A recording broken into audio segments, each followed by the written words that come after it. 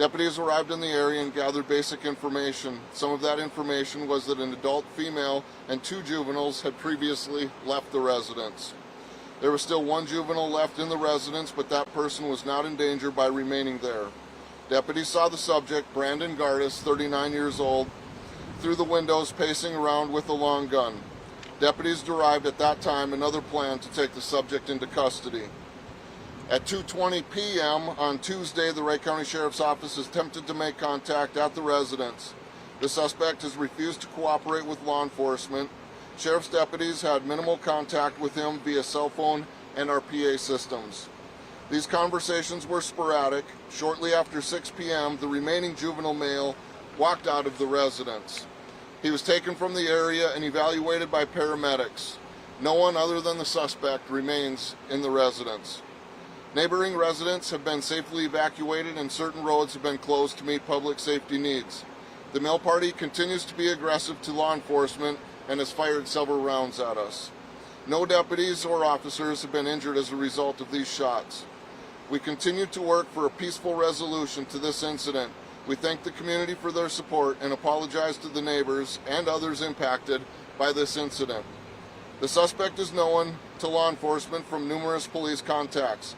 He currently has warrants out for arrest for domestic assault and felon in possession of a firearm.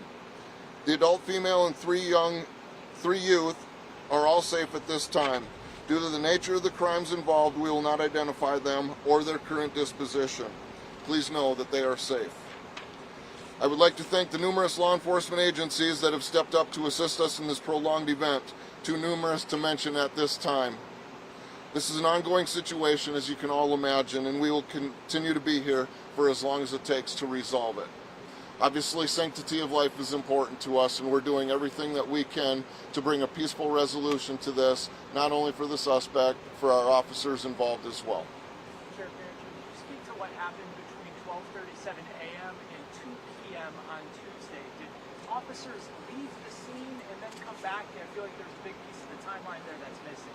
So obviously we're very familiar with this person and the residents, and so no, we never left, but we used some other tactical advantages that we had deployed at that time. So we never left the area. We were just using other surveillance techniques, give or take, and that's how we chose to.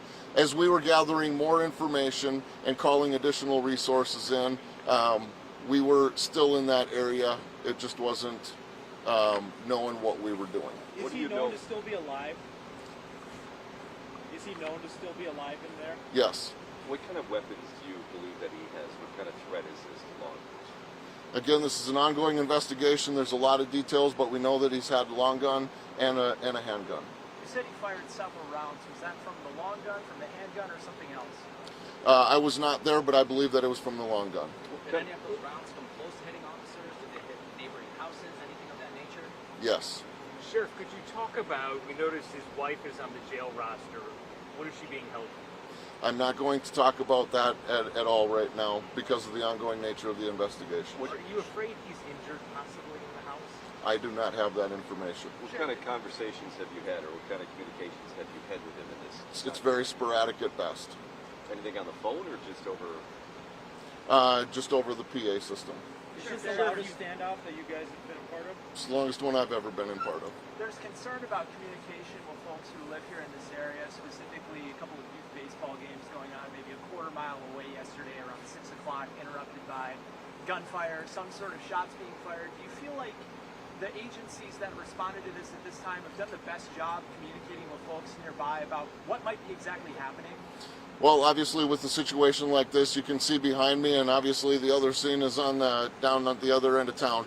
And so it's an ongoing situation, and we try to address things as quickly as possible when they come up. Obviously, when that first volley of shots rang out yesterday, we were aware that there was a baseball game going on right there, and that was quickly evacuated as soon as we had that information. Sheriff, since you've had a run-in with him numerous times, does that help investigators? Does it help your deputies on how to respond and kind of knowing what he might do? Well, it has certainly helped us to remain safe by not just driving up to the front door, knocking on the front door, but it has not really helped the negotiation part of that.